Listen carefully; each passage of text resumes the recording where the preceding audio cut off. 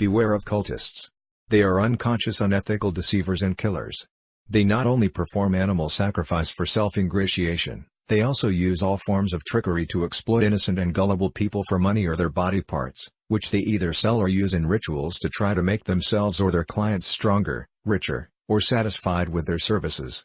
Black consciousness does not support occultism because occultism is based on desire-driven practices designed to extract favor from abstract entities.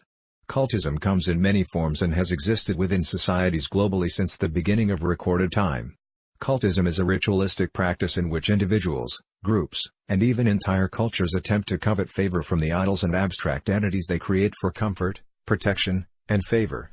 We don't deny that abstract entities exist, but fortunately for humanity, our man-made abstract entities are not as powerful as the abstract entities that control life in the universe. The Heru interface recognizes several abstract entities, however we neither idolize or worship any of them. We simply respect the ethical ones and ignore the desire-driven ones to avoid giving them power. The first and most important abstract entity is the Great Spirit that created the universe and everything in it. The Great Spirit does not require our obedience, but it actively influences us through our conscience. Simply put, the Great Spirit is a mind, and it is what encourages humans to think consciously. The next and much less powerful abstract entity is life. Life is the collective awareness of every living organism in the universe. Life was created by the Great Spirit, however upon gaining consciousness, life began a quest to attain universal awareness simply because it wants to know what it is. Therefore, life drives its incarnations by instinct and mechanisms. The most powerful mechanism in humans are desire and fear. The following two abstract entities were also made by the Great Spirit. They are spirits and ghosts. Spirits are the omnipotent energies of former living souls. A soul is the energy field generated by a single life form. After death, souls either transform into spirits or ghosts depending on the weight of their conscience. Ancient Egyptians believed that the heart was conscience, but conscience is a property of one's entire soul.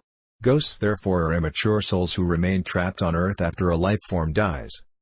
Gods and devils are the next abstract entities, and both are man-made. Gods are either abstract or physical idols that humans have created for comfort, courage, perseverance, and strength. In other words, gods give humans a sense of purpose to our otherwise meaningless lives.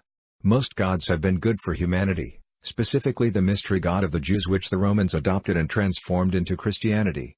Numerous cultures now practice the perceived moral principles of their gods through their various religions.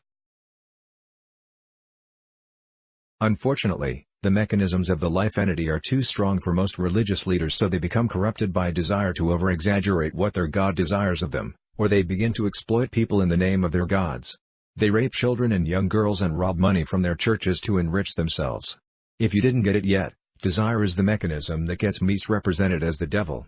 After all, it is only human nature to blame someone else for our own faults. Humans have created many evil entities, but the collective evil energy humanity creates is the entity that is referred to as the devil. The devil represents all the bad and undesirable aspects of existence. Although the devil is abstract, its energy has become an influential force by way of the bad energies we feed it in daily life and through occult practices. That is because evil energy is a contagious disease. When one person does evil to another person, evil energy is also generated in the other person, especially when they have substituted true spirituality with a god. In essence, doing good to others produces goodwill among men, while doing evil produces an overall evil society. The devil is also responsible for humanity's ignorance of the Great Spirit. The devil is not a very powerful entity since it is man-made, however evil energy traps the human mind into relying on ideology and the mechanisms of life, namely desire rather than truth. In such a condition, the mind twists life into a pursuit of happiness whereby we live to quench our desires for sex, money, beauty, heaven, and ultimately a paradise in death next to our imaginary gods. Occultists are ignorant of the dangers of engaging with abstract entities and the mechanisms of life. All they know is that certain ritual practices seem to work in their favor.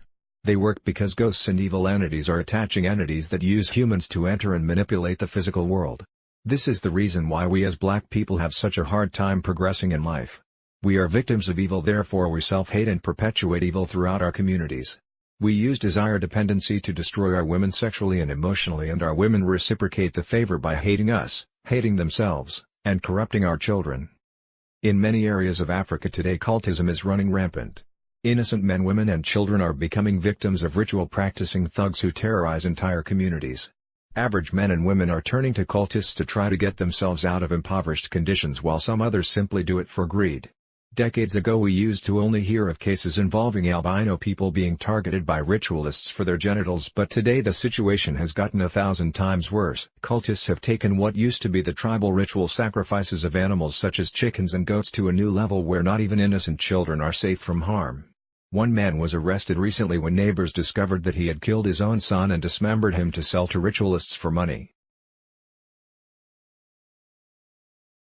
In another case, a Nigerian pastor was arrested by police in the killing of a 19-year-old lady for money ritual. In his confession, he blamed his actions on the devil and his quest to solve poverty that had bedeviled his family for years. He explained that he had decided to give ritual practice a try after learning occult ritual techniques from an acquaintance. He visited several graves in the area and exhumed 3 corpses, which he then used to prepare concoction in order to attract money to no avail. The failure of those concoctions made the pastor desire a fresh human sacrifice which he thought would be more effective. He and another accomplice then kidnapped a 19-year-old woman. They took turns raping her, and after they killed her, they also took turns sleeping with her dead body. They then cut off her head, fingers and toes and ground up the fingers and toes to mix concoctions to drink. Then they buried her body but kept her head, which they licked and kissed every morning, expecting a huge sum of money to come their way. All they got was a visit from the police. Black conscious-minded people need to acknowledge and understand the forces that affect reality so that we may avoid being either taken advantage of or killed by cultist devil worshippers. Cultists worship desire, and desire is a mechanism of life, therefore what they are unknowingly doing is trying to trap your soul in the gray zone of ghosts and demons, never allowing your soul to transcend to the spiritual realm where they cannot go.